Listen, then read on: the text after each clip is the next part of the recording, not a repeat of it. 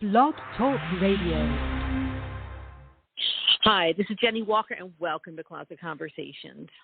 It's been about 3 months since I had a podcast, and I was wondering what it was going to take to get me back on here because I've been solely focused on my business, Walker Viden Luxury Consignment, and taking that over from my business partner and combining that and merging it with my reselling business, JennieGirl's Closet. So it's been all I've thought about, all I've done, and where my focus has been. And I have someone who's been working with me and helping me move that along. So that's been really, really good. But today, I quickly came on the podcast because I received 3 packages from The Real. 3 different boxes all came in today from UPS guy. And I went through them and just appalled at what I found. And I've talked about this in previous podcasts, but I had 2 fakes, not 1, but 2 fakes in my group of packages today. So I wanted to tell you about that. So I had a Whiting & Davis mesh bag that was supposed to be Whiting & Davis, but it's one of these really cheap made in China, and inside it says made in China, not stamped Whiting & Davis anywhere other than the lining, which is of a font and script that they don't use. Super disappointing. It's a really cute bag, but I don't want to add any price in that shape. And so the other was Gianfranco Ferré, and this one was hilarious. I mean, it took me, I did a double take, and I bought this beautiful black velvet cropped jacket with metal buttons and sequins all over it. And I get it in, and someone had hand stitched over where the other label had been, Gianfranco Ferré, one of the labels, in a really uneven black thread on top of a white label. There was only stitched at the top, not even stitched down on 4 corners. And then inside it says 100% polyester and made in France, and a size 2. And this brand is European sizing, made in Italy, and of high quality materials. And I just sat there and looked at this madness, and I'm like, what is going on? Now, we know what's going on. What we know is going on is that the volume that they're doing is just extraordinary, and things are falling through the cracks. And this comes on the heel of something I got maybe 3 weeks earlier, which was a fake Gianfranco Ferré sweater where someone had put in a label tag, but it was this horrible knit, acrylic knit thing from probably China. And as soon as I got it, it was just this is not the quality of the brand. This isn't even the style of the brand, which I thought it might have been from the picture. And it was just awful. And so it sounds to me like a lot of people are using this vehicle to push through things that aren't authentic and are not even this isn't like a fake Louis Vuitton bag. They are taking the time to switch out labels and hand sew them back into garments. And that's a lot of work, for someone. But if, they pay quickly, they sell really fast. I mean, and to even use these obscure brands like Gianfranco Ferré, I'm thinking, who would do that? I think because it's such a niche brand and because few people would know what it is. I know what it is because I lived in New York for 16 years. They had a store in New York City I used to go to on Madison Avenue. And it's so it used to be, they're out of business now. The founder has passed, but it's more expensive than anything you can even conceive of, on par with Saint Laurent and anything like Gucci and all of that. And when you get something that's 100% polyester, completely cheap and low end, low grade, and the person took the time to find a piece that said made in France. I'm not even sure the label is authentic for the item, but let's just say it was. But they're made in Italy, and it's okay. So for what concerns me the most is for know that it's fake, right? Because you can always send it back. And so many vintage dealers use the Real to get their inventory. Believe me, twice a day on the drops, we're all competing for the really good stuff because it's so underpriced and it's truly already been vetted and gone through in terms of it's really if you're going to use your time and you had only one place to source, that's where I would suggest because the stuff's really great. But they're all competing at the drops to get the same stuff. But, if you are a vintage seller and you know the brand, it's fake as soon as you get it, right? So in the sense that you can't pull the wool over the eyes of someone who already knows the brand. You can only pull the wool over the eyes of someone who doesn't know the brand. And, that's where it's really concerning, because you can always send it back. You can always send it back. And what I do and what I have done, and I'm waiting to hear back, is when I get something that's damaged or really damaged or in bad shape or what I believe to be a fake, I always ask for my shipping to be refunded both ways, unless it's been like one of like a bunch of things that I ordered in which I don't ask for the original shipping to be returned, only the return shipping. But if it's a one-off and I've paid shipping both ways, I always ask that to be refunded, because you're talking about $11.99 twice. That's roughly $22. So why should I have to be out $22 for their mistake, right? So I always ask for that. And I'm confident they will take it back. I'm confident that all will be fine, but I just am really, really concerned about the amount of stuff going through there that's not as it should be. And you should be concerned too. Now, Traded, they're under a lot of pressure to show revenue increases, and they're under a lot of pressure to be profitable. And I say good luck to them.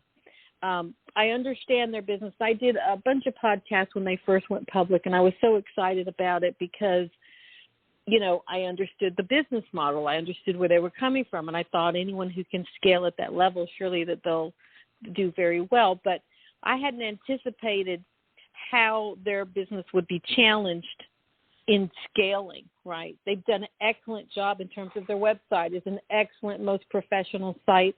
Photos are professional.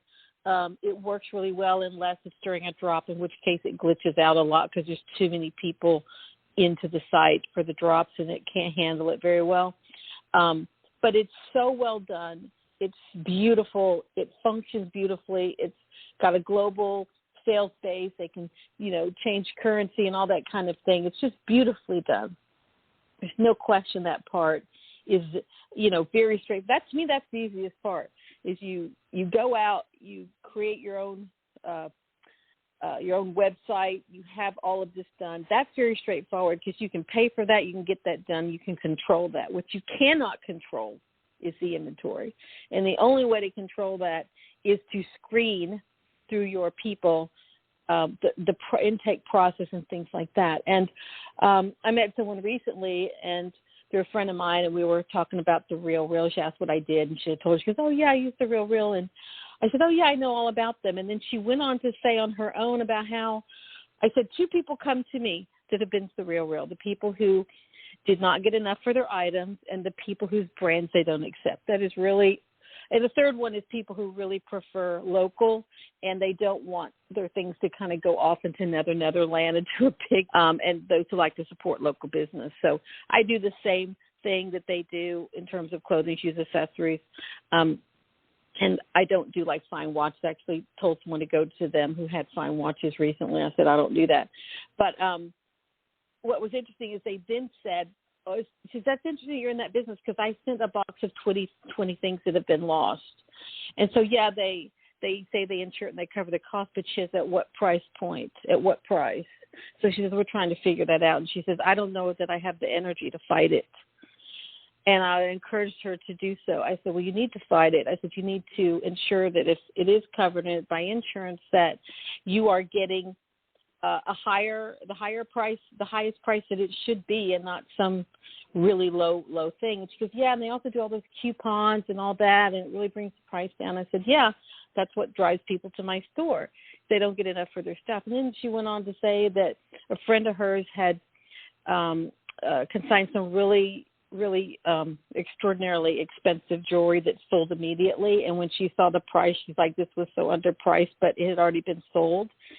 And she's like, they must have a relationship with some dealers or something. And I'm thinking, well, it's the same drop that we all have at twice a day. So probably the Viden jewelry people are waiting for that too. So, and I told her, I said, well, you can fight that. I mean, there's been articles where people didn't get enough for their stuff that have been out there, and you just have to make your case. And the issues that surround Real is that, yes, I think overall they do a really good job at doing what they do and bringing great things to the market. I mean, I look for my rare vintage there and I find it, and Some of it's so rare that to even find it at all is great through their platform, and the fact that they're so far and wide out there and getting pieces in, it's wonderful. I said, but the problems are the same problems that are persistent. This is the issue with them, that they're persistent problems of fakes, persistent problem. And I'm not even just talking handbags. I mean, I'm talking clothes. So, yes, you want to be sure your Louis Vuitton is real and your Chanel is real, but you want to make sure your Gianfranco Ferré is real and your Gucci is real and your Max Mara is real. And so this is really interesting that the problems are the same problems. The issue of, is it real? Is it authentic? And they're pushing through this stuff so fast, and whoever is looking at it is not trained well enough to know what it is.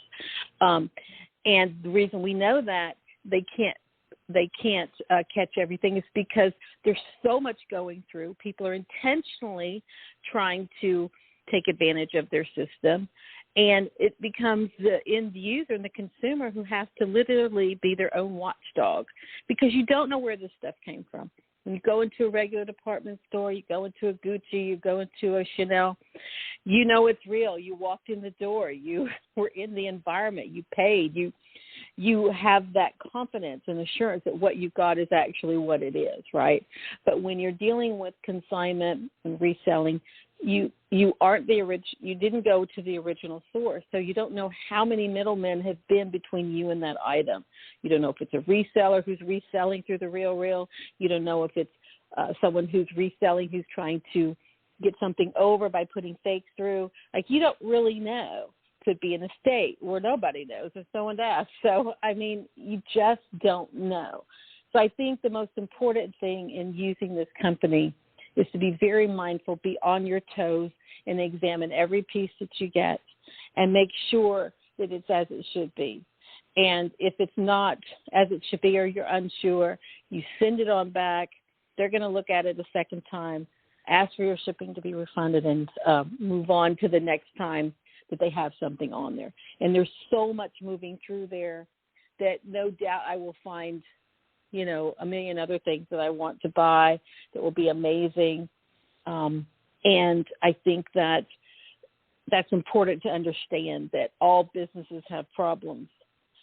But these with the real are persistent, and they are not getting fixed. And so I don't know, other than for me, it's not going to stop me from buying from the real. It's just incredibly frustrating and disturbing to have so many fakes, like 3 fakes within like a couple of weeks, and have had a fake mosquito belt earlier. And it's going to happen. It happens on all the platforms, and we're not talking about all the platforms. We're talking about this one, the real, who claims that they authenticate every item. If that is true, they're making some mistakes. So you have to protect yourself and ask yourself, if an Italian brand says it's made somewhere else, you better ask yourself why. Some brands do make things in China. Some brands do a lot in Portugal. You know, it depends on the brand where they outfit. Sometimes it'll be in India. Why? Because it's a lot cheaper to make it in those places. And I can tell you, every time I see something that's just made in India or made in, not Portugal, not so much, because like most of the luxury cotton T-shirts and sweatshirts are made there. But when I see India, when I see China, when I see Vietnam, when I see these other places, it really messes with my head, and the brand loses its cachet when you see that.